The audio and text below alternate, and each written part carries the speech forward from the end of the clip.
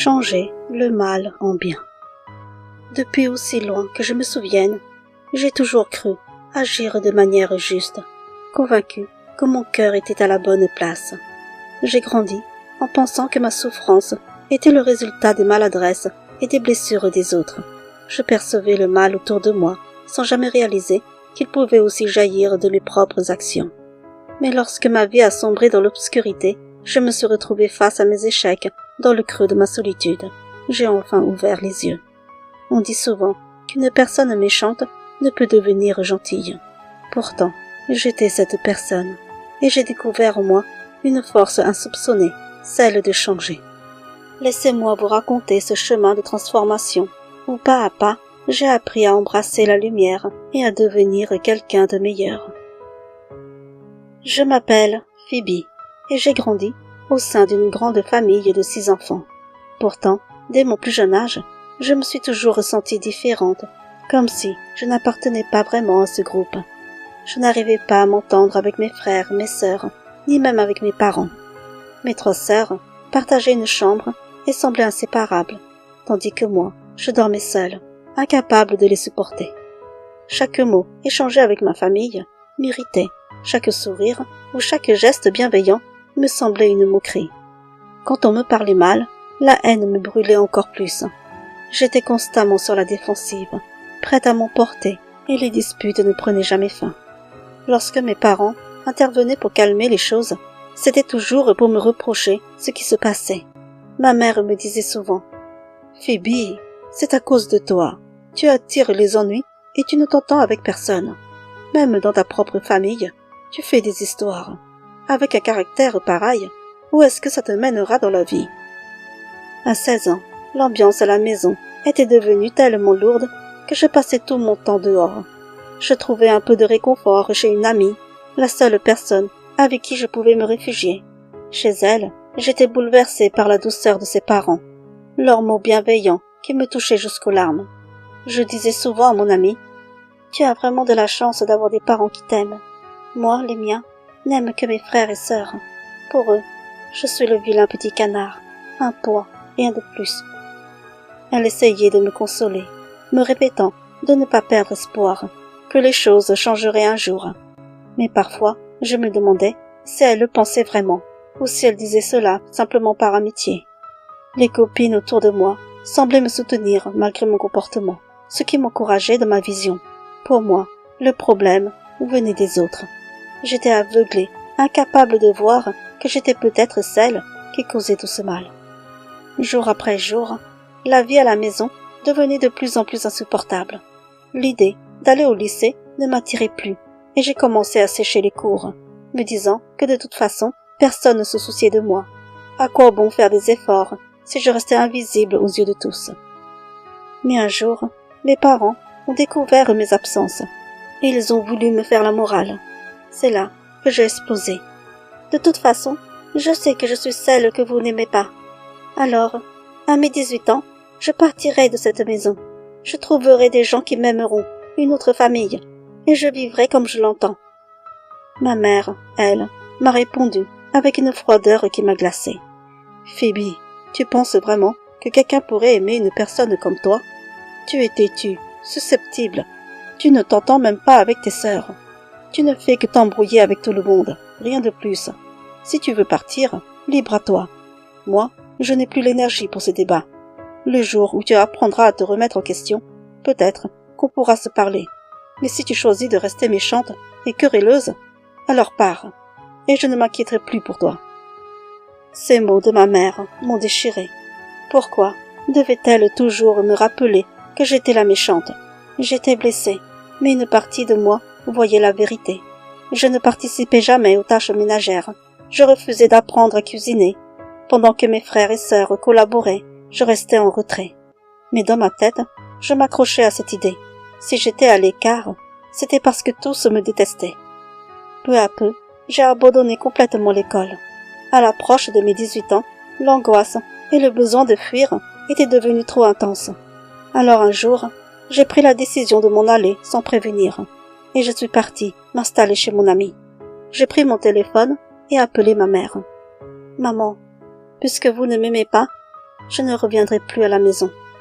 Sa voix a transpercé le téléphone avec une froideur qui m'a blessée. Phoebe, ce n'est pas que nous ne t'aimons pas, c'est que tu refuses d'écouter. Tu n'en fais qu'à ta tête. Peu importe combien de fois on essaie de te parler, tu restes sourde à nos conseils. Si tu veux vivre de ton côté, fais-le, et peut-être qu'un jour, tu comprendras. Ces mots ont transpercé, mais la décision était prise. J'allais bientôt avoir 18 ans. J'étais décidée à travailler pour subvenir à mes besoins. Il me manquait juste un endroit où vivre. J'ai alors pensé à une cousine de la famille, une amie d'enfance, quelqu'un avec qui j'avais partagé de beaux souvenirs autrefois. Elle vivait dans une autre ville, alors je l'ai appelée pour voir si elle pouvait m'aider à trouver un travail et si possible, un toit. Elle était 1 an plus âgée que moi, mais elle venait de se marier et vivait avec son mari dans un petit appartement. Elle a alors accepté de m'héberger du moment que j'aidais à payer le loyer. À mes 18 ans, j'ai quitté la maison pour m'installer chez eux. Mon ami m'avait trouvé un emploi à l'usine. Le travail était difficile et éprouvant, mais c'était tout ce que je pouvais faire sans diplôme. Leur appartement était modeste, avec 2 chambres et un bureau. Elle et son mari m'ont gentiment installé dans la chambre inoccupée. C'était un nouveau départ, et malgré les conditions, j'étais reconnaissante d'avoir trouvé un endroit où poser mes valises, une chance de reconstruire quelque chose de différent. Au début, tout se passait bien chez mon ami, et je croyais enfin avoir retrouvé un endroit où me sentir en paix. Mais peu à peu, son mari a commencé à me reprocher de ne pas aider aux tâches ménagères, de laisser ma chambre en désordre. À chaque remarque, une vague de colère montait en moi et je ne pouvais m'empêcher de lui répondre sèchement. Les tensions se sont installées, palpables, jour après jour. Puis, un soir, son mari m'a annoncé qu'il ne voulait plus de moi chez eux et que j'avais 3 mois pour partir. Son verdict m'a frappé de plein fouet.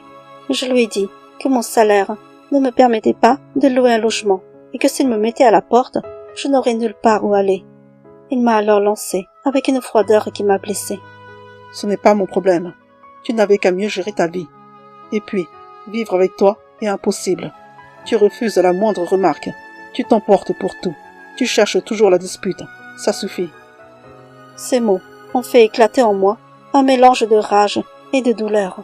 Et hors de moi, je me suis mise à l'insulter.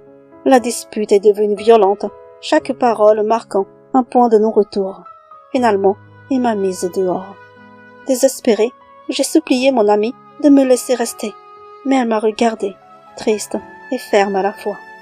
Phoebe, je suis désolée, mais tu as dépassé les limites. J'ai remarqué ton comportement.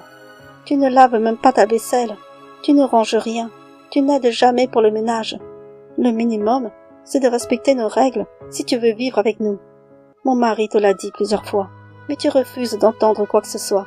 Il vaudrait mieux pour toi que tu trouves un autre endroit où aller. Ces mots, prononcés avec tant de finalité, m'ont anéanti. Je me suis disputée avec elle aussi, mais au fond de moi, je savais qu'il n'y avait plus rien à dire. Cette fois, je me retrouvais vraiment dehors, sans aucune idée d'où aller. Grâce à mon travail à l'usine, j'avais quelques économies, alors j'ai pris une chambre d'hôtel pour la nuit, avec un sentiment de vide profond et de solitude écrasante. Le lendemain, j'ai cherché la chambre d'hôtel la moins chère que je pouvais trouver pour y passer mes nuits. Chaque matin, je me rendais à l'usine et chaque soir, je rentrais dans cette petite chambre étroite au cœur d'un quartier peu accueillant. À l'usine, Benoît, un collègue, semblait voir au-delà de mes airs renfermés. Avec le temps, une amitié sincère est née entre nous. Et un jour, après m'avoir vu prendre le bus pour rentrer, il a proposé de me raccompagner. C'est ainsi qu'il a découvert que je vivais dans ce petit hôtel. Choqué, il m'a demandé pourquoi je résidais dans un endroit si délabré. Je lui ai expliqué que je n'avais pas d'autre option.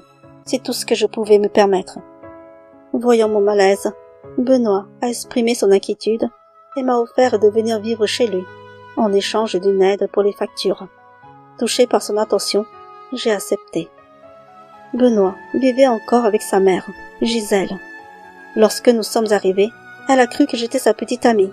Gênée, je lui ai expliqué que nous étions juste que des amis, et que j'avais accepté l'offre de Benoît, car je n'avais nulle part où aller. Gisèle n'avait pas l'air de m'apprécier beaucoup, mais je n'avais pas le luxe de refuser. C'était un refuge, une chance de trouver un peu de stabilité. Chaque matin, je partais avec Benoît pour l'usine, et notre proximité attisait les rumeurs. Les collègues nous observaient, persuadés que nous étions en couple. Benoît les corrigeait, expliquant que je n'étais qu'une amie, presque une sœur, et qu'il avait déjà une petite amie dans une autre ville. Malgré ces explications, les gens continuaient de nous regarder avec des sourires complices, comme s'ils savaient mieux que nous ce qui se passait. Ce soir-là, en rentrant ensemble du travail, Benoît a brisé le silence. Phoebe, je voudrais te parler de tous ces ragots à notre sujet. Je ne veux pas que ma petite amie s'imagine des choses. Quand je t'ai vue dans cette situation difficile, j'ai eu de la peine pour toi. C'est pour ça que je t'ai proposé de venir habiter chez nous. Mais tu ne pourras pas rester indéfiniment. Je te donne encore 6 mois, car après, je compte épouser ma copine. Tu devras trouver un autre endroit d'ici là. Elle a continué, son regard toujours aussi intense. Il y a autre chose, Phoebe. Depuis que tu es chez nous, j'ai remarqué des choses chez toi, des habitudes, des comportements. Et je pense qu'à t'ont mené dans cette situation, seule et sans soutien. Il faudrait que tu y réfléchisses et que tu changes certaines choses. Ces mots me faisaient un peu mal, mais j'ai répondu simplement. Merci, Benoît. Je trouverai un logement dès que possible.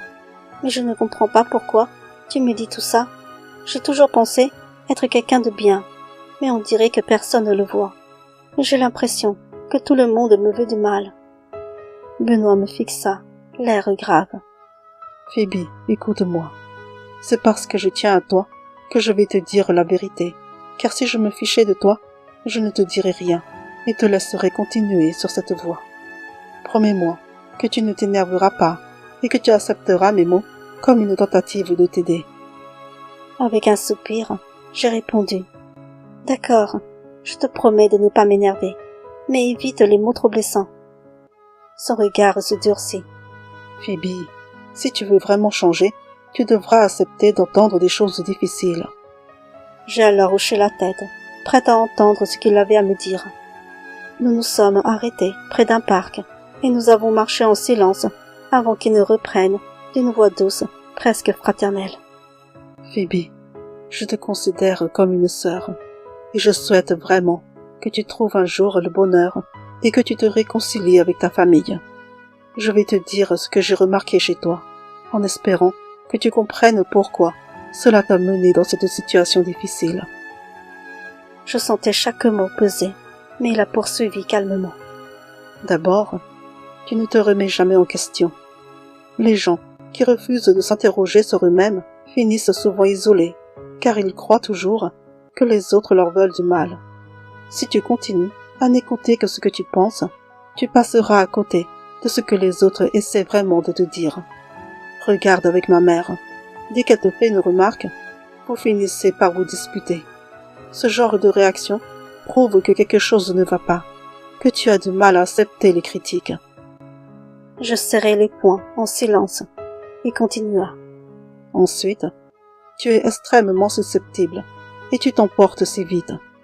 Avant même que les autres aient terminé de parler, tu es déjà sur la défensive. Beaucoup veulent juste t'aider et te faire comprendre tes erreurs. Mais toi, tu imagines des intentions négatives et tu te braques aussitôt. Et enfin, Phoebe, tu ne vois jamais tes torts. Dans ton esprit, c'est toujours les autres qui te font du mal. Tu n'arrives pas à discerner que certaines paroles, même blessantes, sont là pour te guider. À tes yeux, tu ne vois que de l'hostilité. Si tu n'apprends pas à écouter et à reconnaître tes erreurs, tu resteras seul, et la vie continuera à te sembler injuste. Son regard était triste, mais déterminé. Il poursuivit. Si tu ne travailles pas sur ces aspects, tu resteras toujours seul, et ta vie risque de rester aussi difficile qu'elle est maintenant. Alors, je veux que tu commences à changer, Phoebe. Pas demain, pas plus tard, mais aujourd'hui même. Ces mots me brûlaient. Une part de moi avait envie de réagir, de me défendre, mais je m'étais promis de ne pas m'emporter. Alors je restais silencieuse, le cœur battant et la colère bouillonnant en moi. Pour la première fois, je m'efforçais de me taire et d'écouter, même si chaque fibre de mon être voulait hurler. De retour à la maison, je me suis arrêtée un instant en observant ma chambre. Pour la première fois, je remarquai réellement le désordre qui y régnait, ce fouillis d'objets éparpillés, ce lit défait que je n'avais jamais pris la peine de refaire. Inspirée par une nouvelle envie de changement, j'ai commencé à ranger mes affaires, à remettre de l'ordre, à faire mon lit. Alors que je m'affairais, Gisèle est passée devant la porte et s'est arrêtée, me regardant avec surprise. « Eh bien, tu ranges ta chambre ?» m'a-t-elle demandé, un sourcil levé. Je lui ai répondu, un peu gênée, que oui, il était peut-être temps de s'y mettre. Un sourire se dessina sur ses lèvres, presque chaleureux. « Quand tu auras terminé, viens avec moi faire quelques courses, » me proposa-t-elle. Je suis restée un moment un peu interloquée. C'était la première fois qu'elle me proposait une sortie comme celle-ci, alors que jusqu'ici, nous nous étions toujours tenus à distance. Dans la voiture avec Gisèle, elle me regarda un instant avant de dire doucement « Phoebe, tu es une belle jeune femme, et je suis convaincue qu'il y a un cœur bon en toi. Mais tu ne montres souvent que ton côté sombre, et c'est ce que les gens finissent par retenir de toi. Tu sais, chacun de nous porte en lui du bon et du moins bon. Une personne qui s'égare peut retrouver son chemin et devenir meilleure, tout comme quelqu'un de bon peut se perdre. Ce choix t'appartient, et je crois que tu as assez souffert, Phoebe. Il est temps pour toi de changer. » Elle fit une pause, puis poursuivit avec douceur. « Si je t'ai proposé de m'accompagner aujourd'hui, ce n'est pas simplement pour faire les courses, mais pour t'apprendre ce que signifie être volontaire, être responsable. Savoir cuisiner, s'occuper de soi et de son environnement, ce sont aussi des forces, des moyens d'exprimer qui tu veux être. Beaucoup disent de toi que tu es mauvaise, mais moi, je crois en ta capacité de changement. Tu pourrais devenir la preuve vivante que quand on le décide vraiment, on peut trouver la lumière en soi. » Dans le magasin, alors que je poussais le chariot, Gisèle m'encourageait à choisir ce que j'aimerais manger, mais je me rendais compte que je n'en avais aucune idée. Chaque fois qu'elle prenait un ingrédient, elle m'expliquait à quoi il servait, comment le cuisiner. Elle faisait preuve d'une patience que je n'avais jamais connue, une bienveillance qui me ramenait soudain à des souvenirs de ma mère. Je n'avais jamais accompagné ma mère faire les courses. Jamais elle ne m'avait montré cette douceur simple que Gisèle me révélait. De retour à la maison, Gisèle me proposa de cuisiner ensemble. J'écoutais attentivement, suivant chaque instruction. Ce jour-là, quelque chose en moi s'éveilla. Petit à petit, j'appris à m'adoucir, à ne plus m'emporter pour un rien. Avec le temps, je devins moins paresseuse, plus engagée dans les tâches du quotidien. Les critiques ne déclenchaient plus en moi la même colère, et je commençais à les recevoir avec patience. Je réalisais peu à peu l'ampleur de mon propre changement. Et puis un jour, la vérité m'a frappée de plein fouet. Dans le passé, j'avais vraiment été dure, souvent injuste. Je n'acceptais jamais mes torts, et à chaque erreur, je trouvais toujours un coupable, toujours une excuse pour rejeter la faute sur les autres. C'est moi seule, qui avait fini par pousser mes parents à bout, à les amener à se détourner de moi. Cette réalisation m'a laissé sans voix. Les larmes sont montées, chaudes et sincères, et ont coulé, alors que je prenais enfin conscience de mes erreurs, des murs que j'avais érigés entre moi et ceux qui m'aimaient. Après 5 mois, Gisèle et Benoît m'ont aidé à trouver un petit logement avec un loyer raisonnable. J'étais déterminée à m'en sortir seule. Je travaillais dur, enchaînais les heures supplémentaires pour ne plus jamais dépendre de qui que ce soit. Gisèle et Benoît prenaient souvent de mes nouvelles, mais je voulais me débrouiller seule, ne plus leur causer de soucis. À force de travailler, je dépensais peu et j'économisais discrètement. Après 3 ans, mon compte en banque s'était bien rempli. J'avais appris à gérer mon quotidien, à cuisiner et à garder mon appartement impeccable. Un soir, j'ai invité Gisèle, Benoît et sa femme à dîner. L'ambiance était chaleureuse et j'étais impatiente de les recevoir dans mon propre espace, un endroit que j'avais façonné et entretenu moi-même. Au cours du repas, Gisèle m'a observé un instant, puis, avec un sourire tendre, elle a dit « Phoebe, Tu as tellement mûri. » Sur le moment, je n'ai pas tout de suite saisi, un peu surprise, et je lui ai demandé ce qu'elle voulait dire par là. Après tout, j'étais adulte depuis longtemps. Elle a souri, plus douce encore, et m'a expliqué. « Ce n'est pas de ton âge que je parle, mais de ton cœur. Regarde autour de toi, Phoebe. Ton appartement reflète la personne que tu es devenue, mature, responsable, capable d'accueillir les autres avec soin. » Ces paroles me touchaient, éveillant une fierté timide que je n'avais jamais ressentie avant. Gisèle a ajouté, avec un regard affectueux. « Maintenant que tu approches de la trentaine, peut-être que le moment est venu de penser à construire une vie plus stable, à trouver quelqu'un avec qui partager ta vie et fonder ta propre famille. » Enfin, Gisèle me regarda profondément et dit, avec une douceur émue, « Phoebe, n'oublie jamais d'où tu viens. Il fut un temps où ta colère et tes erreurs t'ont éloigné de ta famille. Mais aujourd'hui, tu as changé, tu as compris, tu es devenue une personne meilleure. Je crois que tu devrais reprendre contact avec tes parents. Pardonne-leur et excuse-toi auprès d'eux aussi. Tu ne peux pas imaginer combien je suis fière de toi. Voir celle que tu es devenue aujourd'hui me touche tellement. » Ces mots, si sincères, m'ont touché au plus profond de moi. Avec reconnaissance, je lui ai répondu. « Merci, Gisèle. Quand j'étais perdue et si naïve, toi et Benoît avaient été les seuls à me tendre la main. Vous m'avez aidé à voir mes erreurs, même si c'était dur à entendre. Je vous dois tellement. Tu as raison, Gisèle. Je comprends enfin ce que signifie être adulte.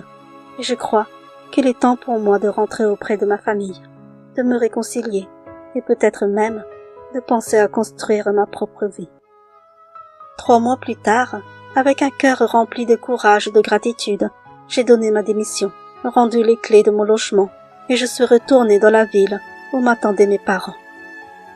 Lorsque mes parents m'ont découvert devant leur porte, l'émotion dans le regard de ma mère était palpable.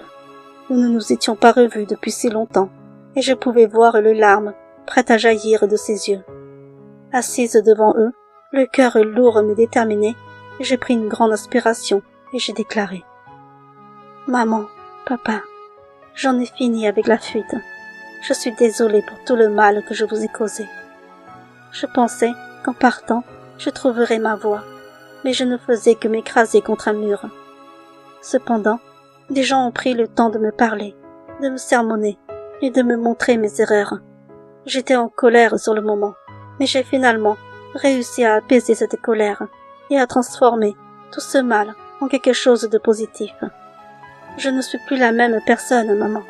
J'aimerais revenir vivre avec vous. » Les larmes aux yeux, ma mère m'a serrée dans ses bras et sa voix tremblait d'émotion lorsqu'elle a dit « Phoebe, autrefois, nous ne pouvions pas te raisonner.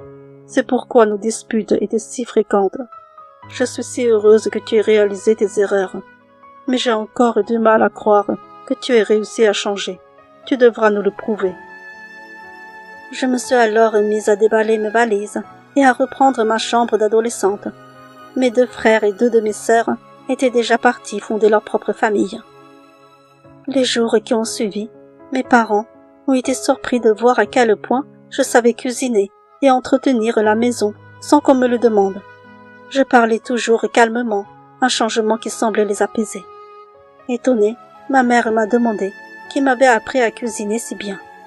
Avec un sourire, je lui expliquai qu'en vivant seule, j'avais dû apprendre par moi-même, en suivant des recettes sur Internet. Elle m'a alors dit, les yeux brillants, « Phoebe, je suis si heureuse de voir à quel point tu as changé. Il a fallu que tu touches le fond pour te relever. » Revivant chez mes parents, j'ai décidé de reprendre mes études et me suis inscrite à une formation diplômante. Après avoir obtenu mon diplôme, j'ai trouvé un emploi et peu à peu, j'ai renoué des liens avec mes frères et sœurs. Nos relations étaient plus solides que jamais. Ce n'est qu'à l'âge de 31 ans que j'ai enfin rencontré l'homme de ma vie et nous nous sommes mariés. Un bonheur que je n'aurais jamais cru possible quelques années auparavant. Aujourd'hui, ma vie est épanouie et pleine de sens, avec mon mari à mes côtés et mes 2 enfants qui illuminent chaque jour. Je prends souvent le temps de rendre visite à mes parents et ensemble, nous organisons de joyeux repas de famille où mes frères et sœurs se joignent à nous. Ces moments de convivialité sont empreints de rire et de souvenirs partagés et je savoure chaque instant passé en leur compagnie. J'ai également maintenu le contact avec Benoît et Gisèle. Leurs appels réguliers pour prendre de nos nouvelles me rappellent à quel point leur soutien a été précieux dans mon parcours. Ce sont eux qui m'ont ouvert les yeux sur mes erreurs et m'ont encouragé à changer. Leur bienveillance a été une lumière dans les moments sombres et je ne pourrai jamais assez les remercier pour cela. Cette histoire m'a appris une leçon précieuse. Le changement est possible, même pour ceux qui se sentent perdus. En reconnaissant nos erreurs et en acceptant la responsabilité de nos actions, nous pouvons retrouver notre chemin vers la rédemption et construire des relations plus saines. L'amour, la patience et le soutien des autres peuvent être des catalyseurs puissants dans notre quête de devenir une meilleure version de nous-mêmes.